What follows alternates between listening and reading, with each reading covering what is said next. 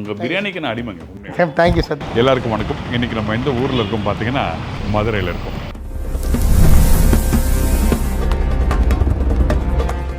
இன்றைக்கி இந்த பலக்காயை வச்சு பிரியாணி பண்ண போகிறோம். நிறைய பேருக்கு வந்து சைவ சாப்பாடு சாப்பிட்ற டைமில் அசைவ சாப்பாடு சாப்பிடணும்னு சொல்லி ஒரு ஆசைகள் இருக்கும். அந்த டைமில் இந்த பக்குவத்தில் ட்ரை பண்ணி பார்த்தா ரொம்ப நல்லாயிருக்கும். ஸோ கிட்டத்தட்ட வந்து சிம்பிளாக சொல்கிறது வெஜ் மட்டன் பிரியாணி கூட சொல்லுவாங்க. ஸோ இதில் வந்து ரொம்ப முக்கியமான விஷயம் அந்த பலாக்காயை நம்ம சூஸ் பண்ணுறது ரொம்ப ரொம்ப முக்கியம். ஏன்னா ரொம்ப கொஞ்சம் பெரிய காயாக முத்தின காயாக எடுத்திங்கன்னா அதில் ஒரு துவர்ப்பு ஒரு கசப்பு இருக்கும். ஸோ சூஸ் பண்ணுறது ஒரு 1 கிலோவிலேருந்து ஒரு 1.5 கிலோ கீழே இருந்துச்சுன்னா ஒரு பிஞ்சு பலாக்காயாக இருந்துச்சுன்னா உண்மையிலேயே கண்ணை மூடி நீங்கள் சாப்பிட்டீங்கன்னா ஒரு நான்வெஜ் ஸ்டைலில் ஒரு மட்டன் பிரியாணி சாப்பிட்ட ஒரு ஃபீலிங் இருக்கும். அதுக்கு மட்டும் இல்லை, இந்த பலக்காய் பிரியாணி மதுரை ஸ்டைலில் பண்ணும்போது இவங்க என்ன பண்ணுவாங்க, ஒரு பொடி ரெடி பண்ணுறாங்க. பட்டை, லவங்கம், ஏலக்காய் இதெல்லாம் போட்டு பொடி பண்ணுறாங்க. மற்ற சில பேர் வந்து இதை ஃப்ரை பண்ணி ஆயிலில் ஃப்ரை பண்ணி போடுறாங்க. அந்த மாதிரி இல்லாமல் நம்ம பியூர்லி வந்து இதை நம்ம பாயில் பண்ணி நல்லா அவிச்சு தண்ணி நல்லா சுத்தமாக ட்ரையாக வடிகட்டி அப்படியே நம்ம பிரியாணியில் எப்படி நம்ம ஒரு நான்வெஜ் பிரியாணி நம்ம தம் போடுறோமோ அதே மாதிரி நம்ம தம் போட்டு பண்ண போகிறோம். நம்ம இந்த ரெசிபி நம்ம யார்கிட்ட கேட்டு தெரிஞ்சு போகிறோங்கன்னா நம்ம வேலவன் கேட்டரிங் எல்லாருக்குமே தெரியும். மதுரையில் நல்ல ஒரு அருமையான பிரியாணினாவே நான் அவரை தான் ரெக்கமெண்ட் பண்ணுவேன். வாங்க போய் பார்க்கலாம்.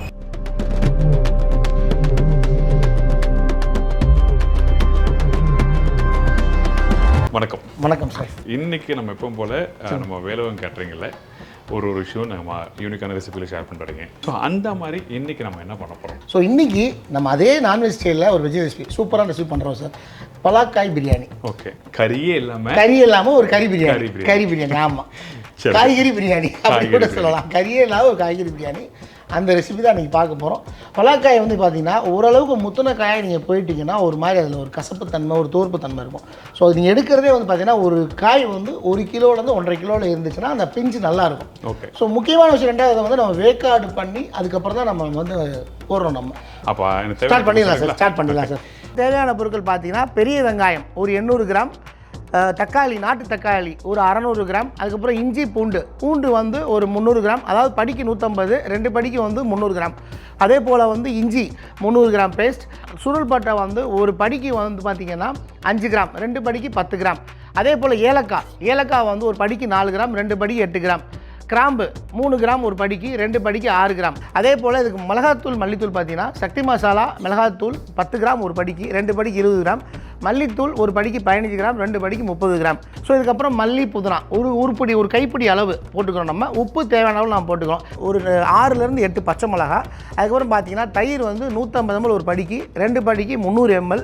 ஸோ இதுக்கு வந்து எலுமிச்சம்பழம் நம்ம வச்சுருக்கோம். ஒரு படிக்கு 1 பழம் மாரி கணக்கு பண்ணி 2 படிக்கு 2 பழம் வச்சுருக்கோம். இதுக்கு நம்ம யூஸ் பண்ணுற ஆயில் பார்த்தீங்கன்னா பியூர் கோகோனட் ஆயில் தான். ஸோ தேங்காய் எண்ணெய் ஒரு படிக்கு 350 ml, 2 படிக்கு 700 ml.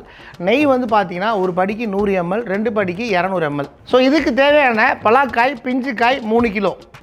சரி, இப்போ தேவையான பொருட்கள் சொல்லிட்டீங்க. இப்போ பேர் என்ன பண்ணுறோம் சார்? பலாக்காய் வந்து நான் சொன்ன மாதிரி இந்த பிஞ்சு பலாக்காயை எடுத்து ஃபஸ்ட்டு அது தோலை ஃபுல்லாக நம்ம ரிமூவ் பண்ணிவிட்டு அதை வந்து ஒரு மட்டன் சைஸ் பீஸ் ஒரு 20 கிராம் அந்த பீஸுக்கு நம்ம வெட்டி நம்ம வச்சுக்கிறோம். அதுக்கப்புறம் நம்ம தண்ணியில் ஒரு வாஷ் பண்ணிவிட்டு அப்படியே நம்ம டேரெக்டாக அதை வந்து நம்ம வேக்காடு கொடுக்குற தேவையான அளவு கொஞ்சோண்டு உப்பு மட்டும் போட்டு நல்லா வந்து ஒரு 70% அது வந்தோடனே அப்படியே நம்ம இறக்கிறோம்.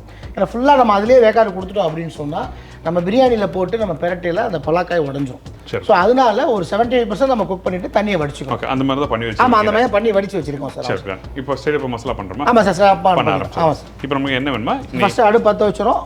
தேங்காய் எண்ணெய் யூஸ் பண்ணுறோம் சார். ஓகே. ஒரு படிக்கு 350 ml சார். ஓகே. நம்ம 2 படிக்கு 700 ml வச்சுருக்கணும். பெரிய வெங்காயம்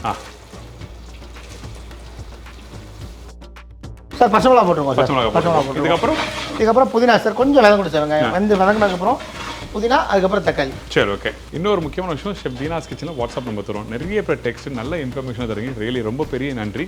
கிட்டத்தட்ட பார்த்தீங்கன்னா நாங்கள் கொடுத்த மெசேஜில் கிட்ட ஒரு க்ளோஸ் டு ஒரு 600 பீப்புளில் ஒரு 80 to 90 பீப்புள் கிட்ட வந்து நாங்கள் செலக்ட் பண்ணியிருக்கோம். அந்த ரெசிபி எப்படி பண்ணோன்னா ஒரு ஊரும் கனெக்ட் பண்ணி போடலாம் அப்படின்னு சொல்லிட்டு பிளான் பண்ணியிருக்கோம். சோஃபார் இது ஐடியா. ஸோ அதனால் ஏப்ரல் மந்தில் ஸ்டார்ட் பண்ணுறோம். Thanks for waiting. Super sir, வாழ்த்துக்கள். Thank you sir. வெங்காயம் எல்லாம் வதங்கிட்டு சார். இதுக்கப்புறம் அடுத்த ஸ்டெப் நம்ம புதினா தக்காளி போட்டு நம்ம அடுத்து மசாலா.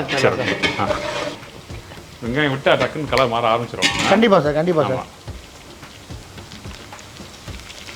போதும் சார், ஒரு கை போதுமா? போதும் சார்.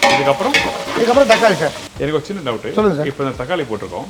இந்த வெங்காயம் கொஞ்சம் லைட்டாக கலர் மாதிரி வர டைமில் புதினாவை போட்டுட்டு போடுறோம். ஆமாம் சார். ஏன் புதினாவை முன்னாடியே போடுறோம்? என்ன சார், புதினா வந்து அந்த ஃப்ளேவர் காண்டி சார். இப்போ இந்த வெங்காயத்தோட நல்லா பிளெண்ட் ஆகி அந்த ஃப்ளேவர் நல்லா இப்போயே உங்களுக்கு அந்த ஸ்மெல் நீங்கள் ஃபீல் பண்ண ஆரம்பிக்குது. அதுக்கு தான். அதுக்கப்புறம் நம்ம தக்காளி போட்டு இஞ்சி பூண்டு பேஸ்ட் அடுத்து நம்ம போட்டோம். இன்னும் அந்த ஃப்ளேவர் அப்படியே என்ஹான்ஸ் ஆகிட்டே இருக்கும் அது. ஓகே, அதனால தான் சரி.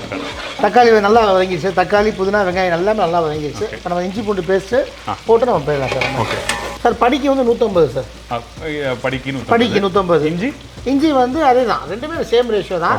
இப்போ 2 படிக்கு நம்ம 300 கிராம் அரைச்சி வச்சுருக்கோம். இப்போ நீங்கள் இப்போ கிலோவுக்கு போடுறீங்க அப்படின்னா 100 கிராம் போதும்.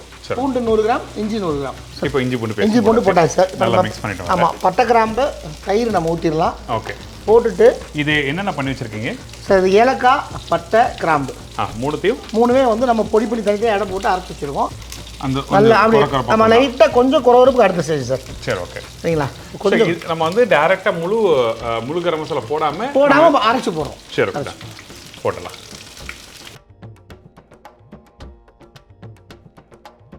தயிர் கூட மல்லி போட்டுக்கலாம். சரி, ஓகே. போட்டு இப்போ நம்ம சார் முக்கியமான விஷயம் இதை வந்து நம்ம ஸ்டார்ட் பண்ணலே அரிசி ஊற வச்சிட்டோம். சரி, ஓகே. ஏன்னா ஏற்கனவே நம்ம வேக்காடு கொடுத்து வச்சுட்டோம். அப்படிங்கிறனால பலாக்காயை வந்து வேக்காடு கொடுத்து வச்சுட்டோம், பிஞ்சு காய். அதனால நம்ம முதலே அரிசி நம்ம ஸ்டார்ட் பண்ணலே ஊற வச்சிட்டோம். ஏன்னா ஒரு 30 மினிட்ஸாக அரிசி ஊறணும். ஓகே, அதுக்காக தான்.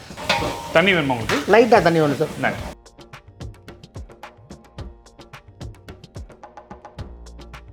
தண்ணி ஊற்றிருக்கோம். இதுக்கப்புறம் என்ன வேணும்? மல்லி போட்டுக்கலாம். மல்லி போட்டு மிளகாத்தூள் மல்லித்தூள் மட்டும் போடணும். போட்டுட்டு நம்ம இதை போட்டு பரட்டிக்கலாம். போடலாம்.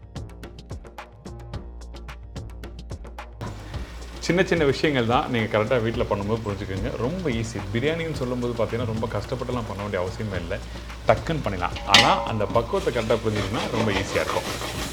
சரி, இப்போ அப்புறம் மிளகாத்தூள் மல்லித்தூள் பட்டை மிளகாய் போட்டாச்சு. இஞ்சி பூண்டு நல்லா வதக்கியாச்சு. ஓகே, மிளகாத்தூள் மல்லித்தூள் போட்டுட்டு நம்ம அடுத்து அரிசி ஊற வச்சு அரிசி வடிச்சிடலாம். சரி, ஓகே. நாங்கள் எவ்வளோ தேவை போட்டுங்க.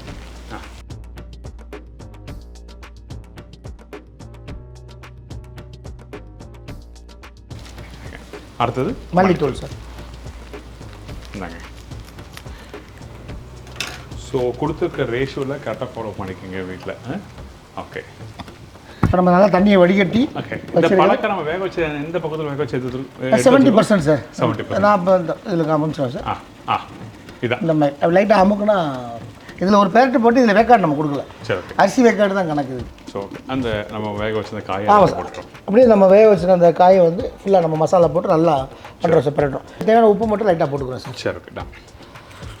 சும்மா இப்போ லைட்டாக போடுறோம். அப்புறம் தேவைக்கிற உப்பு பார்த்துட்டு நம்ம தேவையான போட்டுக்கலாம். ஆமாம் சார். சார், எலுமிச்சம்பழத்தை புரியணும். அரிசியை வடிகட்டுறோம். ஓகே. ஆனால் அளவு தண்ணி ஊற்றிருக்கேன் சார். அளவு தண்ணி ஊற்றிக்கேன். சரி, ஓகே. எடுத்து காட்டுங்களேன் அந்த மசாலா எப்படி இருக்குன்னு சொல்லி காமிங்க. இந்தாங்க. அப்படியே அந்த ஒரு கறி பீஸ் கடிக்கிற மாதிரியே அந்த ஒரு பக்குவத்துக்கு சின்ன அதே இதில். ஆமாம் சார். ஆமாம் சார். சார், ஒரு படிக்கு 1.5 லிட்டர் தண்ணி வச்சுருக்கோம். Okay sir. 1.5 படி. ஓகே.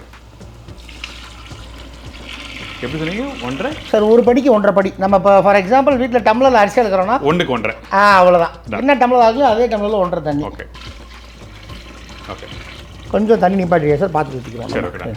இப்போ வந்து ஒரு கொதி வந்த பிறகு ரைஸ் போட்டு தம் கட்டுறோம். அந்த பக்குவத்தை உங்களுக்கு காமிக்க அடுத்தது. இதுதான் வந்து இந்த மசாலா பண்ணுற பக்குவம். ஆகட்டும், அதுக்கப்புறம் சொல்லலாம். ஆமாம் சார்.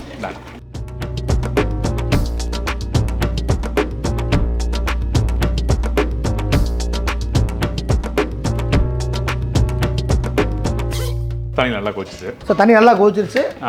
அரிசியை நம்ம தண்ணி வடிகட்டி வச்சிட்டோம். இப்போ நம்ம அரிசியை போட்டு தேவையான அந்த உப்பு மட்டும் போட்டு இந்த லெமனை புளிஞ்சு தம் போடலாமா? அவ்வளோதான். எலுமிச்சை பழத்தையும் நல்லா புளிஞ்சி எடுத்து வச்சிருக்கேன். ஆமாம் சார். இந்தாங்க. எலுமிச்சை பழம் சாறு கடைசியாக தான் நம்ம போடுறோம். அவ்வளோதான். அந்த விதைகள் எதனா இருந்ததுன்னா எடுத்துடலாம் சார். இப்போ அரிசி போடலாம் சார்.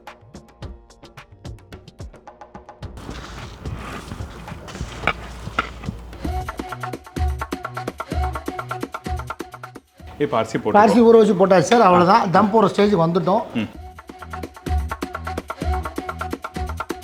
அரிசியும் அந்த பலாக்காய் பிஞ்சும் நல்லா மெர்ஜ் ஆகி இந்த மசாலா மெர்ஜ் ஆன உடனே கரெக்டாக அந்த தண்ணி மட்டும் அரிசி வந்த உடனே நம்ம அப்படியே தம் போடுறோம். ஓகே. எனக்கு இன்னொரு டவுட்டு. நீங்கள் கரெக்டாக சொல்லிட்டீங்க. அந்த அரிசி வந்து எத்தனை % வெந்த பிறகு நம்ம வந்து அந்த பக்கம் சொல்கிறீங்க தண்ணி மட்டும் கம்மியாகும் சார்? அது வந்து ஒரு 60. நம்ம இப்போ ஒன்றும் இல்லை சார். அரிசி எடுத்து இப்போ நம்ம அமுக்கி பார்க்குறோம் வச்சுக்கோங்களேன் சார். இதில் வந்து ஊற வச்ச அரிசி தான் போட்டிருக்கோம். இதில் வந்து பார்த்தீங்கன்னா ஒரு 50% வெளியில் அது சாஃப்டாக இருக்கும், உள்ளுக்குள்ளே நரிச்சுன்னு இருக்கும். ஓகே. ஸோ இது இந்த 50% இருந்தால் நம்ம அப்படியே தம் போட்டுருவோம். தம் போட்டு. ஆமாம். சரி, ஓகே. இப்போ வந்துருச்சு. இப்போ தம் போட்டு அந்த பக்குவத்தை காட்டுறேன். எவ்வளோ நேரம் தம் இருக்கணும் sir? 20 minutes to 30 minutes sir. Okay.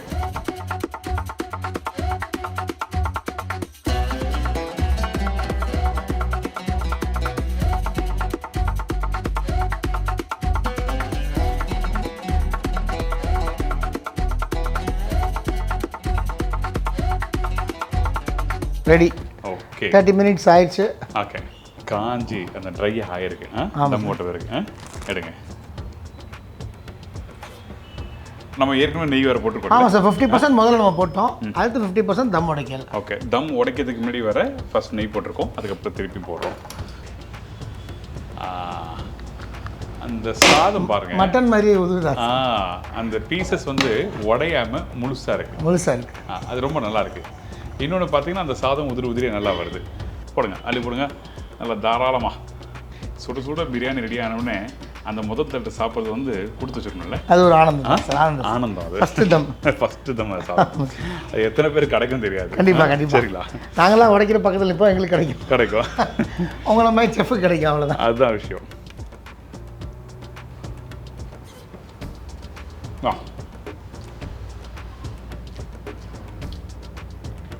ஆனால் இந்த பிரியாணி கொடுக்கும்போது இது நல்லா கறி பிரியாணிப்பா சாப்பிட்டு பாப்பா அப்படின்னு சொல்லி கொடுத்து நம்புவாங்க. கண்டிப்பாக 100% நல்லா இருக்குங்க, நல்லா மென்று சாப்பிடுறது சூப்பராக, கறி நல்லா வெந்திருக்கீங்க, சாப்பிட்டா கண்டிப்பாக. ஆனால் இதில் நான்வெஜ்ஜே இல்லை, first class 100% pure vegetarian. Very good. உங்கள் பிரியாணிக்கு நான் அடிமைங்க உண்மையாக. Thank you sir, thank you so much. இந்த பாருங்கள், எடுக்கும்போது அந்த சாதத்தோடு இருக்கும்போது அந்த ரைஸ் உதிரியாக வருது. ஆனால் அந்த ரைஸு நம்ம வேகாமல் இருந்ததுன்னா என்ன ஆகிட்டுனா உங்களுக்கு வந்து அந்த ஒரு மாய்ஸ்டர், அந்த ஈரத்தன்மை இருக்காது. அந்த ஈரத்தன்மை இல்லைன்னா நல்லா வராது. கண்டிப்பாக சார். இதெல்லாம் எல்லாமே சேர்ந்து இருந்தால் மட்டும் தான் ப்ராப்பராக வரும். ரொம்ப நன்றி. Thank you so much sir. Thank you so much sir. இந்த இடத்துல வந்து அந்த சாதம் வந்து பக்குவமாகட்டும், அந்த மசாலா போட்டிருக்க பக்குவமாகட்டும், அந்த போட்டிருக்க அந்த புதினா, அந்த கொத்தமல்லி, வெங்காயம், அந்த கரம் மசாலா, இது எல்லாமே சேர்ந்து பார்க்கும்போது பார்த்தீங்கன்னா அந்த வாசம் சூப்பராக இருக்குது. Really thank you. எனக்கு ரொம்ப கொடுங்க. ஸோ என்னோட நேம் சரவணன், வேலவன் கேட்டரிங், மதுரை. 9842373007 என்னோட நம்பர். ஸோ உங்கள் வீட்டு ஆர்டர், கல்யாண விசேஷங்கள், சின்ன விசேஷங்களோ பெரிய திருமண விழாக்களோ எதுவாக இருந்தாலும் கூப்பிடுங்க. நன்றி. Thank you sir. நீங்களும் வீட்டில் ட்ரை பண்ணி பாருங்கள், ட்ரை பண்ணி பார்த்துட்டு ஃபீட்பேக் கொடுங்க. இதே மாதிரி நான் இன்னொரு நாள் இன்னொரு ஊரில் ஒரு புது ரெசிபி செஞ்சுக்கிறேன். நன்றி, வணக்கம். சீர்பேட்டைக்கு தேங்க்யூ ஸோ மச். தேங்க்யூ.